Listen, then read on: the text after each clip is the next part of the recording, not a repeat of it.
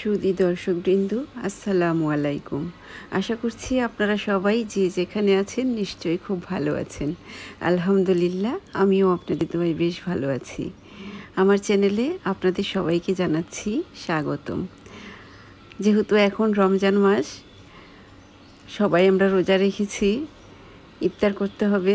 তাই ইফতারের মধ্যে যদি আপনি এই রেসিপিটি অ্যাপ্লাই করেন তাহলে দেখবেন এটা স্বাস্থ্যের জন্য যেমন ভালো, আর এটা খেতেও কিন্তু ভীষণ মজা, আর সবাই এটি ভীষণ পছন্দ করবে। আর এটি হলো দই চিরা।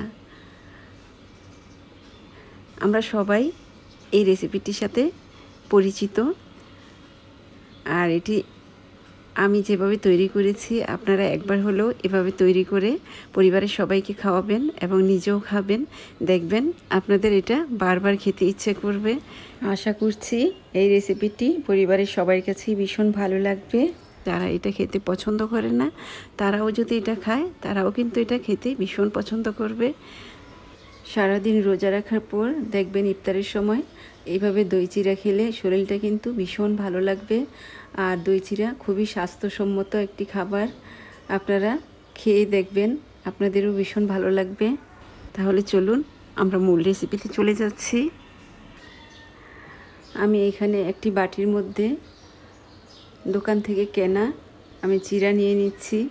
এই যে দেখুন, আমি এখানে 1 কাপের মতো চিরা নিয়ে নিচ্ছি। আর চিরার মধ্যে কিছু ময়লা থাকে আর কিছু কালো কালো চিরা থাকে, ওগুলোকে আমি ভালোভাবে পরিষ্কার করে নিব।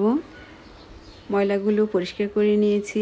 তো এই চিরাগুলো আমি পানি দিয়ে ভালোভাবে পরিষ্কার করে ধুয়ে নিব। ধুয়ে তারপর আমি নর্মাল পানি দিয়ে চিরাটাকে আমি প্রায় 20 মিনিটের মতো ভিজিয়ে রাখবো। এই যে দেখুন, চিরাটা আমি পরিষ্কার করে নিয়েছি।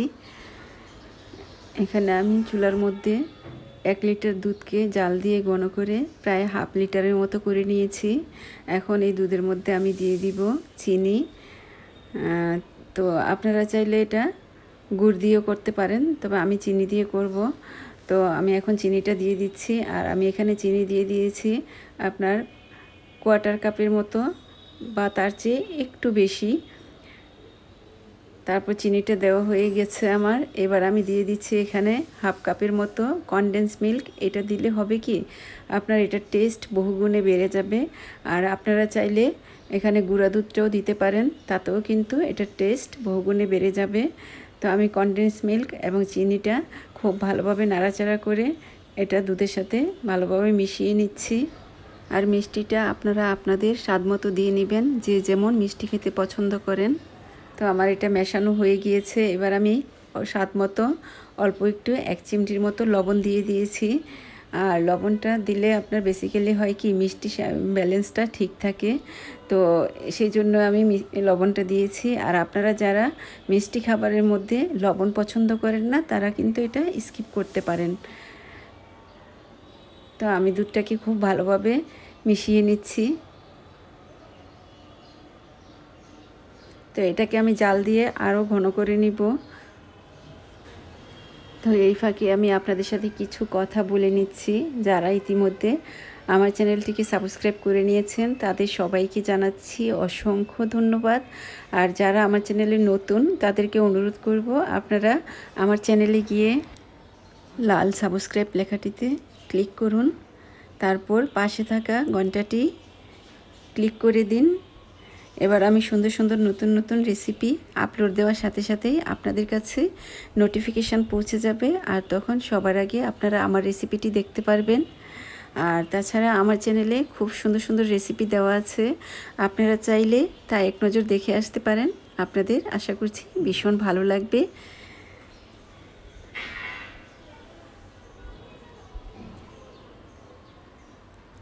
তো দেখুন, আমার দুধটা বেশ ঘন হয়ে এসেছে। তা আর বেশিক্ষণ আমি জাল দিব না। আমি এটাকে এবার 2-3টা বলক আনার পর আমি এটাকে নামিয়ে নিব। নামিয়ে ঠান্ডা করে তারপর আমি নর্মাল ফ্রিজে রেখে দিব প্রায় 3 ঘন্টার মতো। এই যে দেখুন, এটা বলক এসেছে। তো এইভাবে প্রায় 3 বারের মতো বলক এনে তারপর আমি এটাকে চুলা থেকে নামিয়ে নিব। তারপর একটা বাটির মধ্যে আমি দুধ কিছুটা ঢেলে ওটাকে ঠান্ডা করে আমি নর্মাল ফ্রিজে রেখে দিব। ঠান্ডা হওয়ার জন্য। আর ঠান্ডা ঠান্ডা এটা খেতে ভীষণ ভালো লাগবে তাই। আর ফিরে আসব ইফতারের আগে, ততক্ষণ পর্যন্ত আপনারা অপেক্ষা করুন। ইফতারের সময় হয়ে গিয়েছে, আর মাত্র 10 মিনিট বাকি আছে ইফতারের। তো আমি আপনাদের মাঝে আবার ফিরে এলাম। দেখুন চিড়াগুলো ভিজে একদম নরম হয়ে গিয়েছে। এবার চিড়া বাটিটাকে একপাশে রেখে দিয়েছি। এবার দুধের বাটিটা নিয়েছি। এই যে দেখুন দুধটা ফ্রিজে রেখেছিলাম, উপরে সর পড়েছে। আর দেখুন এটা কেমন হয়েছে, একদম ঠান্ডা, ফ্রিজ থেকে নামিয়ে নিয়েছি। তো এবার এখানে আমি দিয়ে দিব দই। আমি এখানে কাপ দই দিয়ে দিচ্ছি, এটা দোকান থেকে কেনা কাপ দই নিয়েছি। তা আমি এখানে 2 কাপ দই নিয়েছি, দুধের সাথে ভালোভাবে মিশিয়ে নিব। আর অল্প একটু দই আমি রেখে দিব উপরে দেওয়ার জন্য। আপনারা চাইলে গড়ে পাতা দইও এখানে দিতে পারেন। আমি আজকে মিষ্টি দই দিয়ে করছি, আপনারা চাইলে টক দই দিয়েও করতে পারেন, তবে সেই ক্ষেত্রে চিনির পরিমাণটা আপনাদেরকে একটু বাড়িয়ে দিতে হবে। তো দইটাকে আমি দুধের সাথে খুব ভালোভাবে মিশিয়ে নিব এখন। আপনারা চাইলে হ্যান্ড উইচ দিয়ে এটা ভালোভাবে মিশিয়ে নিতে পারেন, তবে আমি চামিচ দিয়ে মিশিয়ে নিচ্ছি। দেখুন দইটাকে আমি দুধের সাথে ভালোভাবে মিশিয়ে নিয়েছি। তো এই পর্যায়ে আমি এখানে নিয়ে নিচ্ছি 2 গ্লাস। তো আমি 2 গ্লাসে এখন চিড়া দিয়ে দিব। সেই ভিজানো চিড়াগুলো আমি এখানে এখন দিয়ে দিব।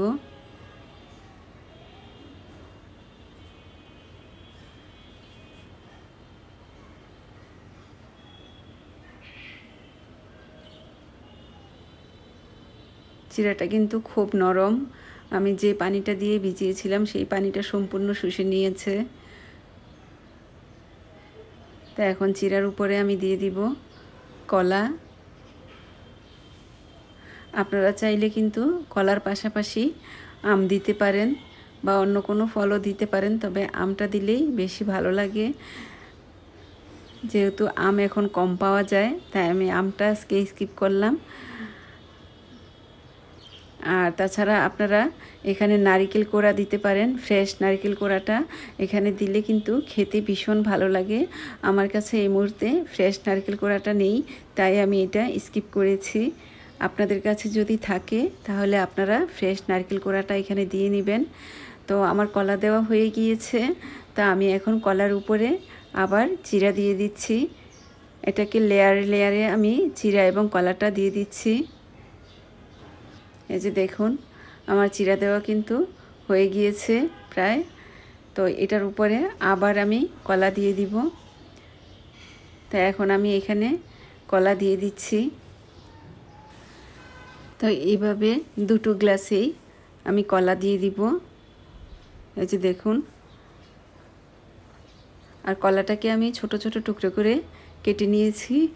তো আমার কলা দেওয়া অলমোস্ট হয়ে গিয়েছে। তো এই পর্যায়ে আমি যে দুধ এবং দইয়ের মিশ্রণটা তৈরি করে রেখেছিলাম সেই দুধ এবং দইয়ের মিশ্রণটা উপর থেকে এখানে দিয়ে দিব।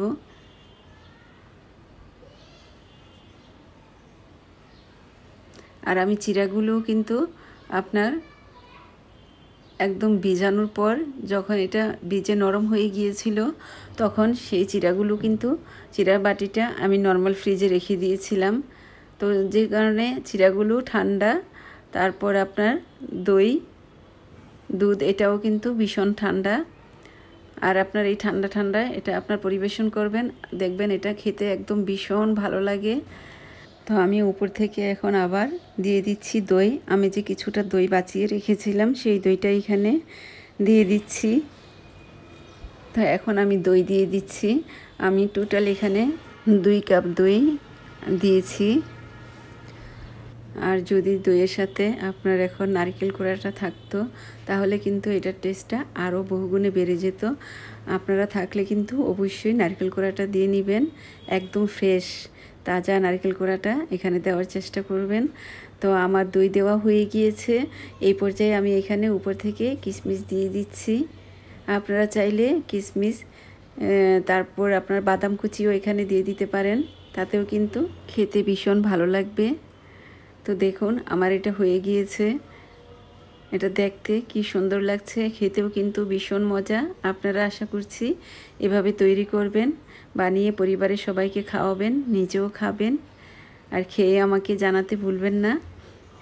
তা এতক্ষণ কষ্ট করে আমার সাথে থাকার জন্য, আমার রেসিপিটি দেখার জন্য আপনাদের সবাইকে জানাচ্ছি অসংখ্য ধন্যবাদ। আবার নতুন কোনো রেসিপি নিয়ে আপনাদের সামনে হাজির হয়ে যাব। আপনারা সবাই ভালো থাকবেন, সুস্থ থাকবেন, আমার জন্য দোয়া করবেন।